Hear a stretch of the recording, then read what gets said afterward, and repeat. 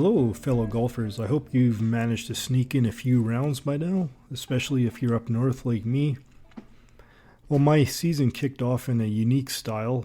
I played an 18-hole opener after the course thawed out, and then headed straight to the central Okanagan to visit my parents. And while I was there, I managed to squeeze in 3 rounds, 2 of which were at the beautiful Predator Ridge and Tower Ranch courses, before coming home.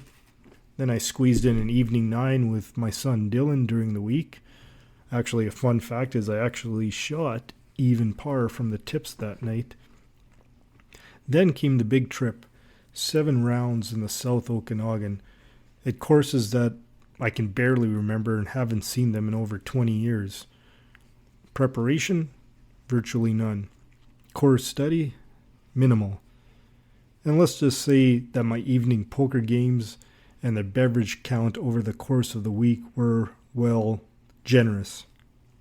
So with those excuses in place, it's perhaps not shocking that out of the 9 full rounds I've played this season, I've only broken 80 once, and that was on a par 70 track. Unsurprisingly, my handicap has crept up from 5.1 to now 6.8. I occasionally have developed this annoying low pull with my driver. I've topped a few fairway woods.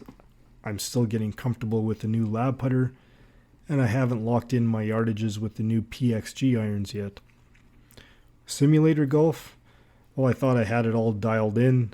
I was shooting par or better over the course of the winter simulator season. But you know what? Real courses bring lies, trees, houses, wind gusts, fear of lost balls, you name it. Everything like that into the equation. Now, I've only logged 4 of the rounds that I've played in the Decade app, partially because I just didn't have time during that golf trip. But here's a snapshot. On the greens, I've lost close to 3 strokes relative to the PGA Tour. Even more shocking is my approach game where I've lost 5 strokes. Off the tee, 3 strokes, and then around the greens 1.5 strokes. The killer stat, though, is double bogeys and worse, an average of 2 per round. That alone slots me into the 81 to 83 golfer range in Decade's comparison. Factor in a bogey average of 6.5 bogeys per round, it's clear why the 70s remains elusive for me. Even with a solid 1.8 birdies per round, it's not enough to offset those big numbers. As Scott Fawcett wisely says, scoring better isn't about making more birdies. It's about eliminating big numbers and reducing bogeys.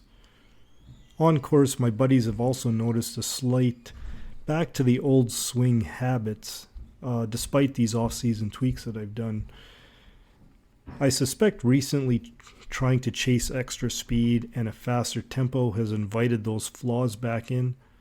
So now it's time to refocus and double down on those off-season lessons again, especially the swing plane work. If you've seen my YouTube channel, you'll see a lesson where I try to keep the club head in the pizza slice zone for the best chance of success when filming down the line. During the takeaway, the backswing, and the downswing, that club head needs to stay in a well-defined wedge. And if I start inside and low, it really spells trouble for me. So I really need to focus on that particular drill. Now, just the other day, I played from over 7,200 yards with my son and his college teammate, starting into a stiff wind, no less.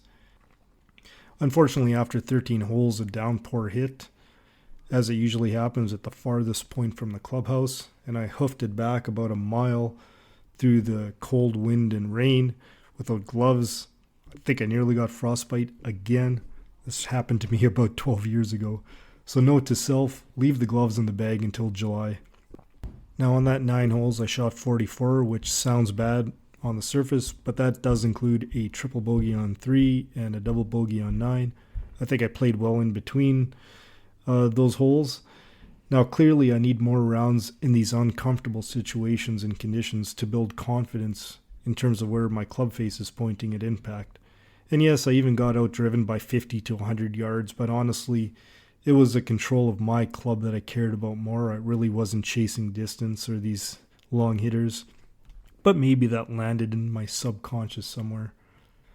My practices lately, and I'm talking about maybe 2 practices, have been focused on chipping and pitching.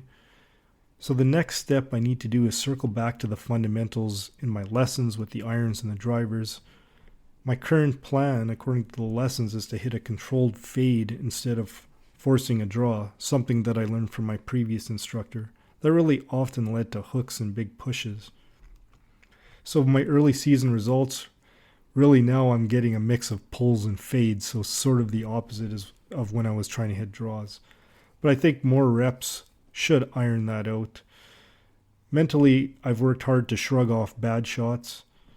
I think I've swung too far in the other direction, though. Sometimes I move on without learning. Moving forward, I'll make sure to pause, diagnose what went wrong, and then reset. In other words, focus, accept the outcome, and adjust. So in a little over a week, I'm off to play in my first non-club tournament ever. It's a qualifier for the Provincial Amateur Championship, the absolute best golfers in Alberta of any age, trying out for a limited number of spots. The cool thing is that I'll be competing with and against my son Dylan in this qualifier. Now my expectations are essentially to make sure I'm present over every shot, to monitor my nerves. I really need to get a few more reps in before that tournament to try to dial in my ball flight to a certain extent, because I really haven't played that much focus golf yet this year. So my expectation is hopefully that I can perform respectably, and I will make sure to report on that. My ultimate goal is to play in senior events when I'm in the 55 plus age range, so in 2 to 3 years. So this will be my first introduction into tournament golf. Well, that's it for now.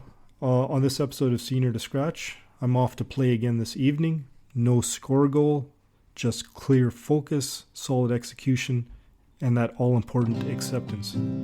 After all, that's all any of us can do. So catch you next time out on the course. Thank you.